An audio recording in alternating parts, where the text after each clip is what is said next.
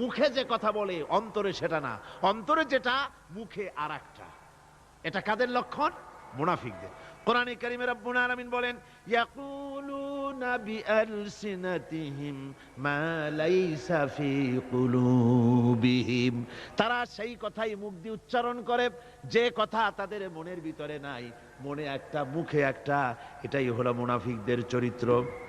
আর এদের আরেকটা কোয়ালিটি হলো, আপনারা দেখবেন মুনাফিক চিনবেন, মুনাফিক কে তা চিনতে খুবই সুবিধা হবে।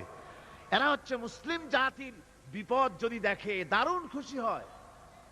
বসনিয়ায় মুসলমানেরা মরে, একটা টু শব্দ করবে না, কিন্তু দেশে যদি কোন রকম কিছু হয় নাই, তাও অস্থির সাম্প্রদায়িক সাম্প্রদায়িক বলে গালি দিয়া একেবারে চায়ের কাপে ঝড় তুলে বসে। ঠিক কিনা কর? ঠিক কিনা? বাবরি মসজিদ ভাঙা হয়েছে, সেই উপলক্ষে ভারতে শত শত মসজিদ ভাঙতেছে অহরহ, সে ব্যাপারে কথা নাই। শনির আখড়া ভাঙলো কিনা তা দেখার জন্য রাত দিন 24 ঘন্টা যাওয়া হচ্ছে। মুসলমানেরা বিপদে পড়লে তাদের কলজা আনন্দে ফুর্তিতে ভরে যায়। মুসলমানের যখন বিপদে পড়ে তারা দারুণ খুশি হয়। আর মুসলমানদের যদি বিপদ হয়, বিপদে খুশি।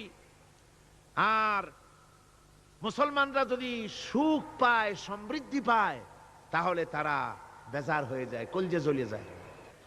আল্লাহ রাব্বুল আলামিন বলেন, ইম তামসাসকুম হাসানাতুন তাসুহুম ওয়া ইন তুসিবকুম সাইয়্যাতুন ইয়াফরাহু বিহা। মুমিনদের যদি ভালো হয়, মুসলমানদের যদি সুখ এবং সমৃদ্ধি আসে, তাহলে মুসলমানদের সুখ সমৃদ্ধিতে তাদের কলিজা জ্বলি পড়ে যায়, অসন্তুষ্ট হয় দারুণ ভাবে।